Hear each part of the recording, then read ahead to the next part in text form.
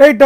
ಇದೆಲ್ಲ ಒಂದು ಕಡೆ ಬೆಳವಣಿಗೆ ಆದರೆ ಇನ್ನೊಂದು ಕಡೆಗೆ ಸಾಕಷ್ಟು ಡೆವಲಪ್ಮೆಂಟ್ಗಳು ಕೂಡ ಆಗ್ತಾ ಇದೆ. ಇನ್ನು ಅರವಿಂದ್ ಲಿಂಬಾವಳಿ ಕೂಡ ದೆಹಲಿಗೆ ಹೋಗ್ತಾ ಇದೆ. ದೆಹಲಿಯಲ್ಲಿ ಬಿ ಜೆ ಪಿ ರೆಬೆಲ್ ನಾಯಕರ ತಂತ್ರ ಪ್ರತಿತಂತ್ರ, ಬಿ ಜೆ ಪಿಯ ದೆಹಲಿಯ ಇನ್ಫ್ಯಾಕ್ಟ್ ವಿ ಸೋಮಣ್ಣ ಅವರ ನಿವಾಸದಲ್ಲಿ ಪೂಜೆ ಹಿನ್ನೆಲೆಯಲ್ಲಿ ಎಲ್ಲ ನಾಯಕರುಗಳು ಸೇರ್ತಾ ಇದ್ದಾರೆ.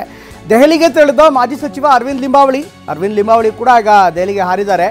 ನಿನ್ನೆಯೇ ದೆಹಲಿಗೆ ತಲುಪಿರುವಂಥ ಯತ್ನಾಳ್ ಅವರ ತಂಡ ಕೂಡ ನಿನ್ನೆ ದೆಹಲಿಗೆ ರೀಚ್ ಆಗಿದೆ. ಇದರ ಜೊತೆಗೆ ಈಗ ಇವತ್ತು ಬೊಮ್ಮಾಯಿ ಕೂಡ ಇವತ್ತು ಬೆಳಗ್ಗೆ ದೆಹಲಿಗೆ ತೆರಳಿದ್ದಾರೆ. ಸಂಸತ್ ಇರುತ್ತೆ, ಸಂಸತ್ ನಡೀತಾ ಇರುವಂಥ ಸಂದರ್ಭದಲ್ಲಿ ಎಲ್ಲ ನಾಯಕರು ದೆಹಲಿಯಲ್ಲೇ ಬಿಟ್ಬಿಟ್ಟಿದ್ದಾರೆ. ಇನ್ನು ಖಾಸಗಿ ಕಾರ್ಯಕ್ರಮದ ಹಿನ್ನೆಲೆ ವಿಜೇಂದ್ರ ಕೂಡ ದೆಹಲಿಯಲ್ಲಿದ್ದಾರೆ. ಪ್ರಯಾಗ್ರಾಜ್ನಿಂದ ಶ್ರೀರಾಮುಲು ಇವತ್ತು ದೆಹಲಿಗೆ ಬಂದು ರೀಚ್ ಆಗ್ತಾರೆ. ಹೀಗಾಗಿ ಇವತ್ತು ಬಿ ಜೆ ಪಿಯ ಸಂಪೂರ್ಣ ಘಟನಾವಳಿಗಳೇನಿದೆ ಅದು ದೆಹಲಿಯಲ್ಲೇ ನಡೀತಾ ಇದೆ. ಇನ್ನು ಸಂಸದರೊಬ್ಬರ ನಿವಾಸದಲ್ಲಿ ಯತ್ನಾಳ್ ಟೀಮ್ ಇವತ್ತು ಸಭೆ ಸೇರುತ್ತೆ ಅಂತ ಹೇಳಲಾಗ್ತದೆ. ಹೈಕಮಾಂಡ್ ನಮ್ಮ ಅಂತಿಮ ಬಾಸ್ ಅವ್ರೇನು ಹೇಳ್ತಾರೆ, ಹಗಲು ಕಂಡ ಇದು ರಾತ್ರಿ ಕಂಡ ಬಾಯಿಗಳು ಹಗಲು ಬೀಳಂದ್ರೆ ಬೀಳ್ತೀವಿ. ಹಂಗೆ ಮಾಡೋದಿಲ್ಲ, ನೀವು ತಿಳ್ಕೊಂಡಿರ್ಬೇಕು. ಹಂಗೆ ಮಾಡಿಬಿಡ್ತಾರ್ಥ. ಹಗಲು ಕಂಡ ಬಾವಿ, ಡೇದಾಗ ಕಂಡಂಥ ಬಾವಿ, ನಾವು ಇದು ಇಲ್ಲ ರಾತ್ರಿ ಕಂಡಂಥ ಬಾವಿ ಡೇದಾಗ ಬೀಳುವಂಥ ತುಗು ತಯಾರಿದ್ದೀವಿ. ನಮ್ಮ ನರೇಂದ್ರ ಮೋದಿಯವ್ರ ಮೇಲೆ ವಿಶ್ವಾಸ ಇದೆ, ರಾಷ್ಟ್ರೀಯ ಅಧ್ಯಕ್ಷರ ಮೇಲೆ ವಿಶ್ವಾಸ ಇದೆ, ಅಮಿತ್ ಶಾ ಅವ್ರ ಮೇಲೆ ವಿಶ್ವಾಸ ಇದೆ, ಬಿ ಎಲ್ ಸಂತೋಷ್ ಅವ್ರ ಮೇಲೆ ವಿಶ್ವಾಸ ಇದೆ. ನಾವು ವಿಶ್ವಾಸದ ಆಧಾರದ ಮೇಲೆ ಪಕ್ಷದ ಕಾರ್ಯಕರ್ತರು ಹೊರತು ಅಡ್ಜಸ್ಟ್ಮೆಂಟ್ ಗೆರಕಿಗಳ ಅಲ್ಲ. ಸರ್, ಡಿ ಕೆ ಶಿವಕುಮಾರ್ ಅವರು ಕುಂಭಮೇಳಕ್ಕೆ ಹೋಗಿದ್ದ ವಿಚಾರ ಸಾಕಷ್ಟು ಚರ್ಚೆ ಆಗ್ತಾ ಇದೆ. ನೋಡಿರಿ, ಅವರವರ ವೈಯಕ್ತಿಕ ಅವರ ಧರ್ಮಾಚರಣೆ ಅವ್ರು ಮಾಡ್ತಾರೆ. ಅದನ್ನೇನು ಭಾಳ ಹೈಪ್ ಮಾಡುವಂಥ ಅವಶ್ಯಕತೆ ಇಲ್ಲ. ಮತ್ತು ಅವ್ರ ಪಕ್ಷದ ರಾಷ್ಟ್ರೀಯ ಅಧ್ಯಕ್ಷರು ಹೇಳಿದರು ಅಲ್ಲಿ ಹೋದ್ರೆ ಪಾಪ ತುಳಿತೈತೆ ಅಂತೇಳಿ.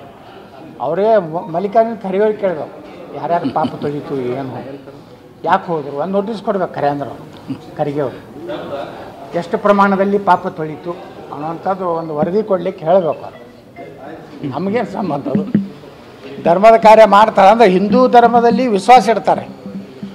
ಆರಿಸಿ ಬಂದ ಮ್ಯಾಗ ನಾವು ಸಾಬ್ರಿಂದ ಆರಿಸಿ ಬಂದಿರ್ತಾರೆ. ಇದೇ ದುರಂತ. ಓಟ್ ಹಾಕೋರು ಹಿಂದೂಗಳೇ ಹಾಕಿದ ಮ್ಯಾಗನೇ ಒಂದು 4,000 ಸಾಬ್ರು ಹಾಕ್ತಾರತ್ತೆ. ಫುಲ್ ನಮ್ಮ ಸಮಾರ ಸಪೋರ್ಟ್ ಫುಲ್ ಕಾಂಗ್ರೆಸ್.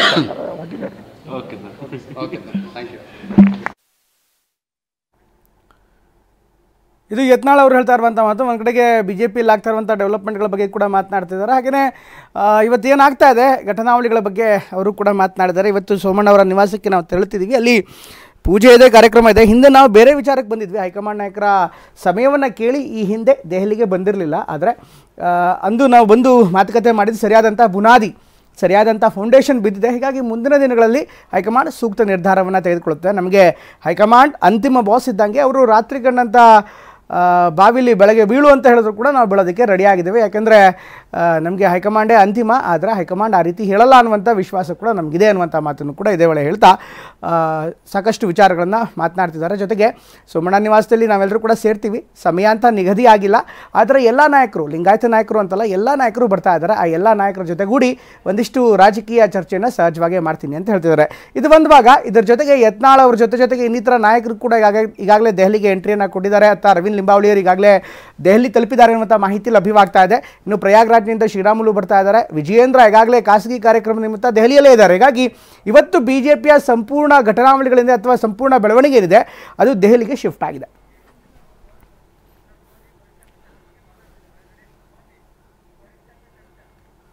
ರೈಟ್.